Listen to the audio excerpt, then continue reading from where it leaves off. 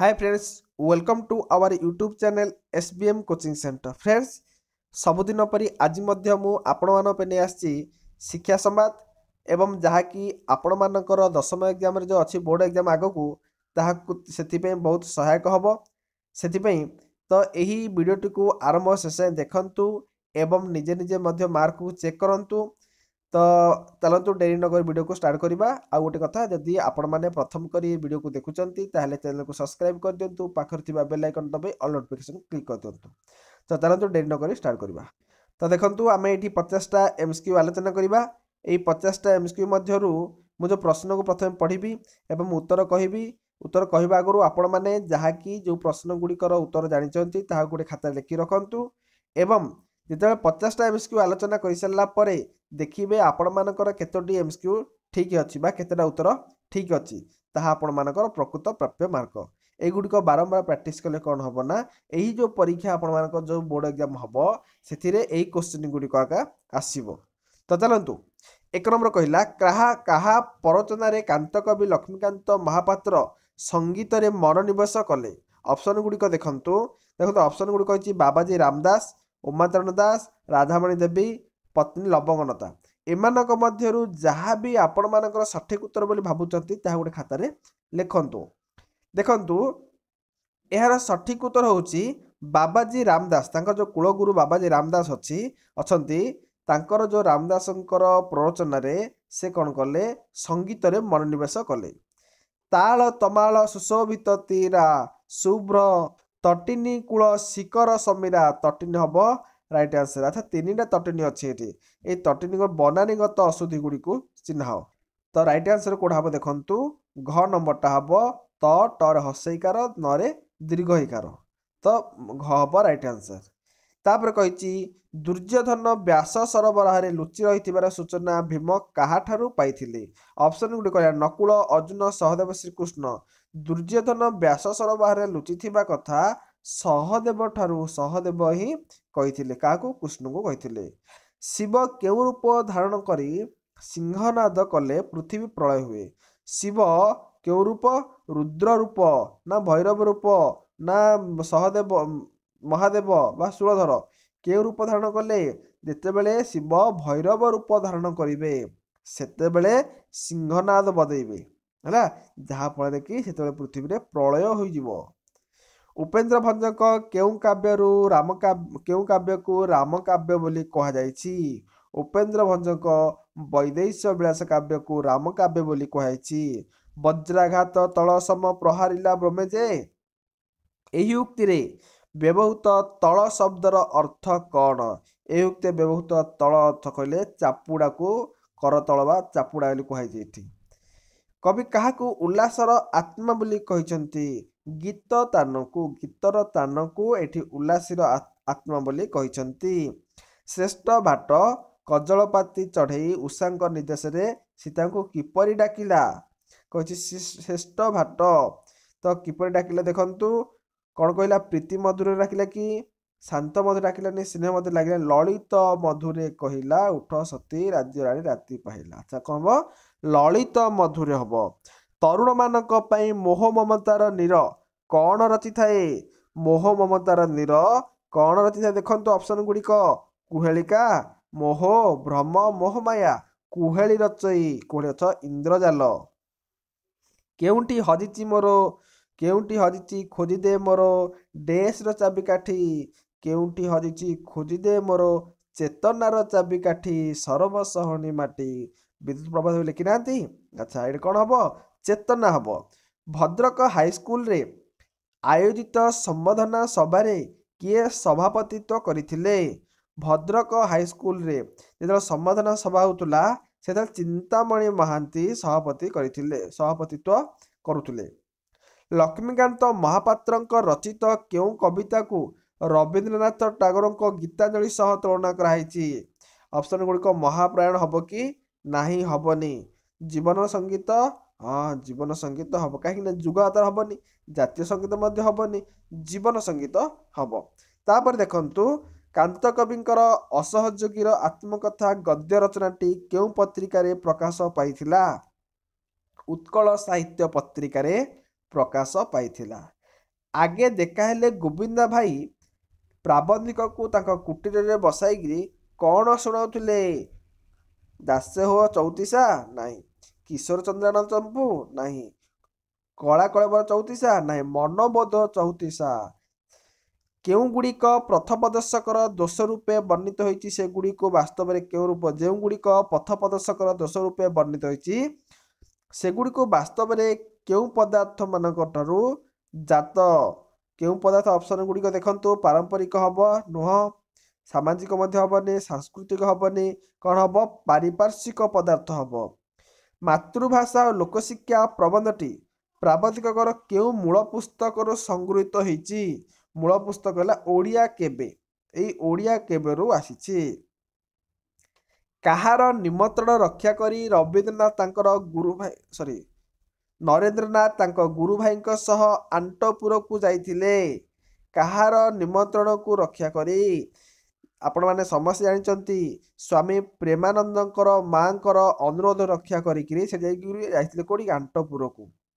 ଜଣେ ସ୍କୁଲ ଶିକ୍ଷକରୁ ପଦୋନ୍ନତି ପାଇ ଓଡ଼ିଶାର ସ୍କୁଲ ସମୂହର ପରିଦର୍ଶକ ହୋଇଥିବା ବ୍ୟକ୍ତି ଜଣକ କିଏ?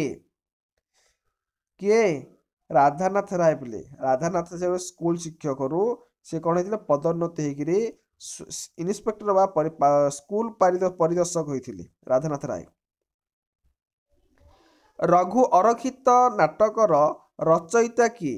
ରଘୁ ଅରକ୍ଷିତ ନାଟକର ରଚୟିତା ହେଉଛି ଅଶ୍ୱିନୀ କୁମାର ଘୋଷ। ଆଦିବାସୀ ଜୀବନଧାରାକୁ ନେଇ ଓଡ଼ିଆ ସାହିତ୍ୟରେ ରଚିତ ଉପନ୍ୟାସର ନାମ କ'ଣ? ମନେ ରଖନ୍ତୁ, ଇମ୍ପୋର୍ଟାଣ୍ଟ କ୍ୱେଶ୍ଚିନ୍। ଆଦିବାସୀ ଜୀବନଧାରାକୁ ନେଇ ଓଡ଼ିଆ ସାହିତ୍ୟରେ ରଚିତ ହୋଇଥିବା ଉପନ୍ୟାସର ନାମ ହେଉଛି ଭୀମା ଭୂୟାଁ।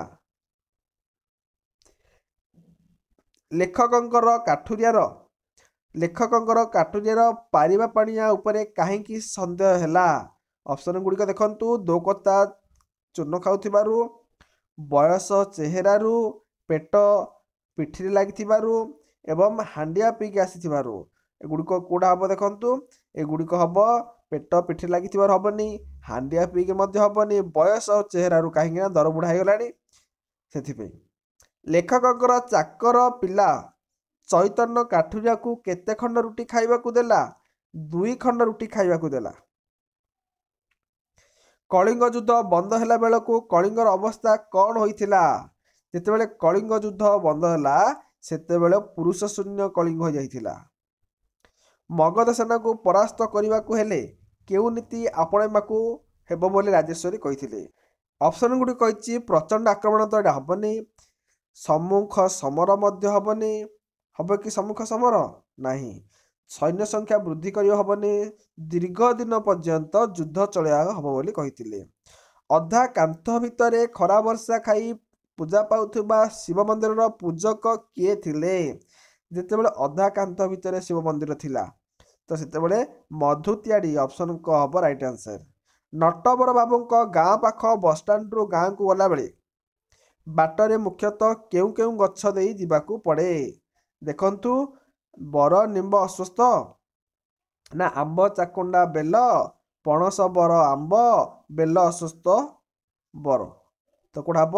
ଅପସନ୍ ଘ ହବ ରାଇଟ୍ ଆନ୍ସର। ବେଲ ଅଶ୍ୱତ୍ଥ ଆଉ ବର ଗଛ। ପ୍ରଥମେ ବେଲ ଗଛ, ତାପରେ ଅଶ୍ୱତ୍ଥ ଗଛ ପଡ଼ିଲା, ତାପରେ ବର ଗଛ ପଡ଼ିଲା। କିଏ ବଂଶୀର ପୁରବୀର ଝଙ୍କାର ତୋଳୁଥିଲା? ଘନଶ୍ୟାମ ବାବୁଙ୍କର ସ୍ତ୍ରୀ, ନା ପ୍ରୀତି, ନା ପୁରବୀ, ନା ଘନଶ୍ୟାମ ବାବୁଙ୍କ ମଝିଆ ପୁଅ? ରାଇଟ୍ ଆନ୍ସର ହବ ଘନଶ୍ୟାମ ବାବୁଙ୍କ ମଝିଆ ପୁଅ। ବେବିକୁ ଆଣିଲେ ତାଙ୍କୁ ନେଇ ଆସିପାରେ। ଏକଥା କିଏ କହିଥିଲେ? ଏକଥା କହିଥିଲେ କିଏ? ପ୍ରୀତି କହିଥିଲେ।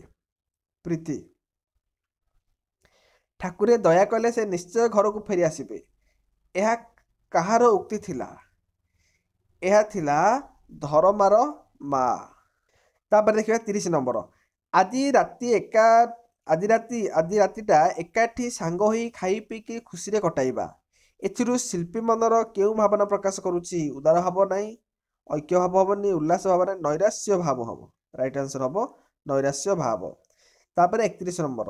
ନିମ୍ନରୁ କେଉଁଟି ବାକ୍ୟର ପଦବାଚ୍ୟ ଅଟେ? ଛେଳିଟି ଗୀତ ଗାଉଛି ହବ କି ନାହିଁ? ଛେଳିର ଗୀତ ଗାଇବାର ଯୋଗ୍ୟତା ନାହିଁ, ତ ଆଉ କ'ଣ ହବ? ମଦନ ସହିତ ଏଇଟା ସମ୍ପୂର୍ଣ୍ଣ ବାକ୍ୟ ବୁଝା ପଡୁନି। ମୁଁ ଫୁଟବଲ ଖାଇ ଜଳଖିଆ ଗଲି। ମୁଁ ଫୁଟବଲ ଖାଇ, ଫୁଟବଲ କି ଖାଉଛନ୍ତି କି ନାହିଁ, ତ ଏଇଟା ହବନି। ରାମ ଭାତ ଖାଇଲା, ଏଇଟା ହବ ବାକ୍ୟ ହେଲା। କର୍ତ୍ତା ଅଛି, କ୍ରିୟା ଅଛି, କର୍ମ ଅଛି ନା। ଆଚ୍ଛା, ତାପରେ କହିଛି 32 ନମ୍ବର, ବାକ୍ୟର ବୁଝା ପଡୁଥିବା ନିର୍ଦ୍ଦିଷ୍ଟ ଅଂଶକୁ ବା କେତୋଟି ପଦ ସହନ୍ତୀକୁ କ'ଣ କୁହାଯାଏ? ଆମେ ଜାଣିଛନ୍ତି ବାକ୍ୟର ବୁଝା ପଡୁଥିବା କିଛି ଅଂଶକୁ ବାକ୍ୟାଂଶ ବୋଲି କୁହାଯାଏ। ବାକ୍ୟରେ ବିଭିନ୍ନ ବ୍ୟକ୍ତିଙ୍କର ସମ୍ବନ୍ଧକୁ ବୁଝାଇବାକୁ ହେଲେ ପ୍ରତ୍ୟେକ ସମ୍ବନ୍ଧ ପଦ ଡ୍ୟାସ୍ ହୁଏ। ପ୍ରତ୍ୟେକ ସମ୍ବନ୍ଧ ପଦ କ'ଣ ହବ? ଦେଖନ୍ତୁ ଅପସନ ଗୁଡ଼ିକ ଦେଖିବା ଟିକେ। କ୍ରିୟାଯୁକ୍ତ, କର୍ତ୍ତାଯୁକ୍ତ, ଅବ୍ୟୟଯୁକ୍ତ, ନାଇଁ ଏଗୁଡେ ତିନୋଟି ଯାକ କ'ଣ ହବନି, ବିଭକ୍ତି ଯୁକ୍ତ ହବ। ପ୍ରକାର୍ଯ୍ୟ ଦୃଷ୍ଟିରୁ ବାକ୍ୟ କେତେ ଭାଗରେ ବିଭକ୍ତ କରାଯାଇଛି? ପ୍ରକାର୍ଯ୍ୟ ଦୃଷ୍ଟିରୁ ବାକ୍ୟକୁ 5 ଭାଗରେ ବିଭକ୍ତ କରାଯାଇଛି। ମନେ ରଖନ୍ତୁ, ଆଉ ଯଦି ଗଠନାତ୍ମକ ବାକ୍ୟ ଯଦି ପଚାରିଲା ତାହେଲେ 4 ଭାଗରେ ବିଭକ୍ତ କରାଯାଇଛି। ତାପରେ ଦେଖନ୍ତୁ, ଉତ୍କଳମଣି ଗୋପବନ୍ଧୁ ଥିଲେ ଜଣେ ସଚ୍ଚା ଦେଶ ସେବକ। ଏହି ଉକ୍ତିକୁ ନାସ୍ତି ସୂଚକ ବାକ୍ୟ ଯଦି ପରିଣତ କରିବା ତାହେଲେ କ'ଣ ହବ? ଯଦି ଆପଣମାନେ ନାସ୍ତି ସୂଚକ ବାକ୍ୟ କରିବେ ତାହେଲେ ଦେଖନ୍ତୁ, ଉତ୍କଳମଣି ଗୋପବନ୍ଧୁଙ୍କ ପରି ସଚ୍ଚା ଦେବ ନାହାନ୍ତି, ଏଇଟା ହବ କି ନାହିଁ? ତ ଆଉ କୋଉଟା ହବ? ଉତ୍କଳମଣି ଗୋପବନ୍ଧୁ କି ଦଶରେ ହବନି, ଏଇଟା ଆଶ୍ଚର୍ଯ୍ୟବାଚ ଲାଗିଛି। ତାପରେ ଆଉ ଗୋଟେ କଥା ପଚାରିଛି, ଉତ୍କଳମଣି ଗୋପବନ୍ଧୁଙ୍କ ପରି ସଚ୍ଚା ଦେଶ ସେବକ ନାହାନ୍ତି, ହେଉଛି ନାସ୍ତି ସୂଚକ। ତାପରେ ଦେଖିବା, ସାହିତ୍ୟ ବିଷୟରେ ତାଙ୍କର ବିଶେଷ ଜ୍ଞାନ ଅଛି। ସୁତରାଂ ସଂକ୍ଷେପରେ କହିଲେ ସେ ଜଣେ ସାହିତ୍ୟ ବିଶେଷଜ୍ଞ ଅଟେ। ଏଠାରେ ବାକ୍ୟ ସଂକ୍ଷେପଣ କାହା ଦ୍ୱାରା ହୋଇଛି? କୃଦନ୍ତ ନା ସମାସ ନା ତଦ୍ଧିତ ନା ଉପସର୍ଗ? ଏହା ହେଉଛି ଉପସର୍ଗ ଦ୍ୱାରା ହୋଇଛି। ପ୍ରାଣ, ଏହି ଶବ୍ଦରେ ନ ଦନ୍ତ ନଡ଼ା ମୂର୍ଧନ୍ୟ ନ ହେବାର କାରଣଟି କ'ଣ? ପ୍ରାଣ ଏ କ'ଣ ପାଇଁ ହେଇଛି ନା ପ୍ରାଣ ଲେଖି ଦିଅନ୍ତୁ ଏଇଟା ଟିକେ। ପ ହଳନ୍ତ ର ହଳନ୍ତ ଆ, ପ୍ରାଣ, ନ ହଳନ୍ତ ଅ। ଏଇଠି ଯୋଉ ନଟା ପ୍ରାଣଟା କ'ଣ ହେଇଛି? ନ ହେଇଯାଇଛି। ଏଇ ଦନ୍ତ କାହିଁକି ହେଇଛି ନା ଆ ପରେ ନ ଥିବାରୁ। ଅପସନ କ ହବ, ଆ ପରେ ନ ଥିଲେ, ଦେଖୁନ ଏଇଟା ଆ ଅଛି, ଏଠି ନ ଅଛି, ଆ ପରେ ନ ଥିବାରୁ ସେଟା ଅଣନ୍ତବିଧି ଉଲ୍ଲଂଘନ କରିଛି। ପ୍ରଦୋଷ, ଏଠାରେ ଶତବିଧିର କାରଣଟି କ'ଣ? ଏଠାରେ ଶତବିଧିର କାରଣ ହେଲା ସ୍ୱାଭାବିକ ଭାବରେ ଏଇଟା ହେଇଛି। ସୌଜନ୍ୟତା, ଏହି ଶବ୍ଦରେ କି ପ୍ରକାର ଅଶୁଦ୍ଧି ରହିଛି? ଏହି ଶବ୍ଦରେ ରହିଛି ବିଶେଷ୍ୟଗତ ବା ବିଶେଷ୍ୟ ବିଶେଷଣଗତ ଅଶୁଦ୍ଧି ରହିଛି। ନିମ୍ନୋକ୍ତରୁ କେଉଁ ଶବ୍ଦଟି ଶୁଦ୍ଧ ଅଟେ? ପୂଜାସ୍ପଦ, ପୂଜ୍ୟାସ୍ପଦ, ପୂଜାସ୍ପଦ। ଏମାନଙ୍କ ମଧ୍ୟରୁ ସଠିକ ଉତ୍ତର ଦେଖିଲେ ଗୁଡ଼ା ନା ହବ ଅପସନ ପୂଜାସ୍ପଦ। ପୂଜ୍ୟାସ୍ପଦ ନାହିଁ ପିଲେ, ପୂଜାସ୍ପଦ ହବ। କୌଣସି ବାକ୍ୟାଂଶର ମୂଳ ଅର୍ଥକୁ ଅତିକ୍ରମ କରି ଏକ ଅର୍ଥ ବିଶିଷ୍ଟ ଅର୍ଥରେ ବ୍ୟବହୃତ ହେଲେ ତାକୁ କ'ଣ କହିବା? ତାକୁ କୁହାଯାଏ ରୂଢ଼ି। ମନେ ରଖନ୍ତୁ, କୌଣସି ଗୋଟେ ବାକ୍ୟାଂଶ ହେଇଥିବ ମୂଳ ଅର୍ଥକୁ ଅତିକ୍ରମ କରିକି ଯଦି ଏ ଆଉ ଗୋଟେ ଅର୍ଥକୁ ଯଦି ବୁଝେଇଲା ତାହେଲେ ତାକୁ ଆମେ ରୂଢ଼ି ବୋଲି କହିବା। ଘର ଢିଙ୍କି କୁମ୍ଭୀର, ଏହି ରୂଢ଼ିଟି ସାଧାରଣତଃ କେଉଁ ଅର୍ଥରେ ପ୍ରୟୋଗ କରାଯାଏ? ସାଧାରଣତଃ ଏହି ଅର୍ଥଟା ଘର ଢିଙ୍କି କୁମ୍ଭୀର ନିଜ ଲୋକ ଅଯୋଗ୍ୟ ହବା କି ନାହିଁ, ନିଜ ଲୋକ ଶତ୍ରୁ ହେବା କି ନାହିଁ, ନିଜ ଘରେ ଶତ୍ରୁ ରହିବା, ଏଇଟା ମଧ୍ୟ ହବ। ଢିଙ୍କି ପରି ପଡ଼ି ରହିବା, କୋଉଟା ହବ? ନିଜ ଲୋକ ଶତ୍ରୁ ହେବା। କୌଶଳରେ ଜଞ୍ଜାଳଗ୍ରସ୍ତ କରାଇବା, ଏଥିରେ ଭାଲୁ ଧରାଇବା ଆପଣମାନେ ସମସ୍ତେ ଜାଣିଥିବେ। ହାତେ ମାପି ଚାଖଣ୍ଡେ ଚାଲ, ଏହି ଲୋକବାଣୀଟିର ଅର୍ଥ କ'ଣ? ଏହି ଲୋକବାଣୀଟିର ଅର୍ଥ ହେଉଛି ସାବଧାନ ହୋଇ କାମ କରିବା। ଆଳସ୍ୟ ସର୍ବନାଶ କରେ, ଏହି ଭାବକୁ ବୁଝାଉଥିବା ଲୋକବାଣୀଟି କ'ଣ ହବ? ଆଳସ୍ୟ ସର୍ବନାଶ କରେ, ତା ଅର୍ଥ ବସି ଖାଇଲେ ନଈବାଲି ସରେ। ଛନ୍ଦର ନିୟମ ଅନୁସାରେ ରଚିତ ହୋଇଥିବା ପଦ୍ୟକୁ ଗାନ କଲାବେଳେ ଯେଉଁ ନିର୍ଦ୍ଦିଷ୍ଟ ଅକ୍ଷର ଉପରେ ଗାୟକ ବିଶ୍ରାମ ନିଏ ତାକୁ ଆପଣମାନେ କ'ଣ କହୁଛନ୍ତି? ଯତିପାତ ବୋଲି କହୁଛନ୍ତି। ତୁମ ସାହିତ୍ୟ ବହିର ନିମ୍ନଲିଖିତ କେଉଁ କବିତାଟି ନଟବାଣୀ ଛନ୍ଦରେ ରଚିତ ହୋଇଛି? ତ ଦେଖନ୍ତୁ, ପ୍ରଥମେ ଆମେ ଦେଖିବା ଭୀମଙ୍କ ସିଂହନାଦରଟି, ଏଇଟା ହେଇନାହିଁ। ତାପରେ ଦେଖିବା ଜାଗବନ୍ଧନର, ଏଇଟା ମଧ୍ୟ ନୁହଁ। ତାପରେ ଦେଖିବା ଯଦି ନଟବାଣୀ କହିଲେ ନଟବାଣୀର କ'ଣ ପ୍ରତ୍ୟେକ ପାଦର ଅକ୍ଷର ସଂଖ୍ୟା କ'ଣ ହେଇଥିବ 12 ହେଇଥିବ। ତ ଚିଲିକାରେ ସାୟନ୍ତନ ଦୃଶ୍ୟ ଅଛି, ରାଘବଙ୍କ ଲଙ୍କାଯାତ୍ରା ଅନୁକୂଳ ନା ନାହିଁ, ଚିଲିକାରେ ସାୟନ୍ତନ ଦୃଶ୍ୟ ହବ ରାଇଟ୍ ଆନ୍ସର। ଦୁଇ ପାଦରେ ଗୋଟେ ପଦ ହେଇଥିବ, ଅକ୍ଷର ସଂଖ୍ୟା କେତେ ହେଇଥିବ 12 ହେଇଥିବ। ତାପରେ ଦେଖିବା ଉତ୍କଳ କମଳା ବିଳାସ ଦୀର୍ଘିକା ମରାଳ ମାଳିନୀ ନୀଳାମ୍ଭ ଚିଲିକା। ଉପରୋକ୍ତ ପଦ୍ୟାଂଶର କେଉଁ ଅଳଙ୍କାର ପ୍ରୟୋଗ କରାଯାଇଛି? ଦେଖନ୍ତୁ ସବୁଯାକ କଳ କଳ ବ୍ୟଞ୍ଜନ ବର୍ଣ୍ଣ ଗୁଡ଼ିକ ବାରମ୍ବାର ଆଉ କ'ଣ ହେଇଛି ଏଠି ଆସିଛି। ଯଦି ବ୍ୟଞ୍ଜନ ବର୍ଣ୍ଣ ଗୁଡ଼ିକ ବାରମ୍ବାର ଆସିଲା ତାକୁ ଆମେ ଅନୁପ୍ରାସ ଅଳଙ୍କାର କହିବା। କୀର୍ତ୍ତି ସୌରଭ ଗଲା ଦିଗେ ଦିଗେ ଭାସି, ଏଠାରେ ଉପମେୟଟି କିଏ? ଏଠାରେ ଉପମେୟଟି ଦେଖନ୍ତୁ କୀର୍ତ୍ତି ସୌରଭେ, କୀର୍ତ୍ତି ହବ ଉପମେୟ ହେଲା। ତାପରେ ଅହିମକର ତାପନାଶେ ଶୋଭା ସାରସ ଚକ୍ରେ, ଅହିମକର ତାପନାଶେ ଶୋଭା ସାରସ ଚକ୍ରେ। ଏଠାରେ କେଉଁ ଅଳଙ୍କାର ଦେଖୁନ ଏକ ବା ଏକାଧିକ ପଦ, ଗୋଟିଏ ପଦ ବାରମ୍ବାର ଆବୃତ୍ତ ହେଇଛି କି? ହଁ ଦେଖୁନ ଏଠି ତାପ, ଏଠି ତାପ, ମକର ମକର, ନାଶେ ନାଶେ, କିନ୍ତୁ ଅର୍ଥ ବି ଅଲଗା ଅଲଗା। ଯଦି ଗୋଟିଏ ପଦ ତାର ଅର୍ଥ ଯଦି ଅଲଗା ହେଲା ତାହେଲେ କ'ଣ ହବ? ଯମକ ଅଳଙ୍କାର ହବ। ମନେ ରଖନ୍ତୁ ଯମକ ଅଳଙ୍କାର। ପିଲାମାନେ ଏ ଥିଲା ଆପଣମାନଙ୍କର ସାହିତ୍ୟର ପ୍ରଶ୍ନ ଉତ୍ତର ପ୍ରାକ୍ଟିସ୍ ସେଟ୍ ଏବଂ ଏହାର ନେକ୍ସଟ ଭିଡ଼ିଓରେ ଏହାର ଲଙ୍ଗ କ୍ୱେଶ୍ଚିନ୍ ମଧ୍ୟ ଆସିଛି। ଲଙ୍ଗ କ୍ୱେଶ୍ଚିନ୍ ମଧ୍ୟ ଆପଣମାନଙ୍କୁ ମୁଁ ଜଣାଇଦେବି। ଦେଖନ୍ତୁ ଲଙ୍ଗ କ୍ୱେଶ୍ଚିନ୍ ମଧ୍ୟ କ'ଣ କ'ଣ ଆସିଛି ସେ ଉପରେ ଆଲୋଚନା କରିବା। ସେତେବେଳେ ପର୍ଯ୍ୟନ୍ତ ଆମ ଚ୍ୟାନେଲ ସହିତ ଜଡ଼ିତ ରୁହନ୍ତୁ ଏବଂ ଚ୍ୟାନେଲକୁ ସବସ୍କ୍ରାଇବ୍ କରି ରଖନ୍ତୁ। ରହୁଛି ବନ୍ଧୁଗଣ, ପରବର୍ତ୍ତୀ ଭିଡ଼ିଓରେ ପୁଣି ଦେଖା ହେବ।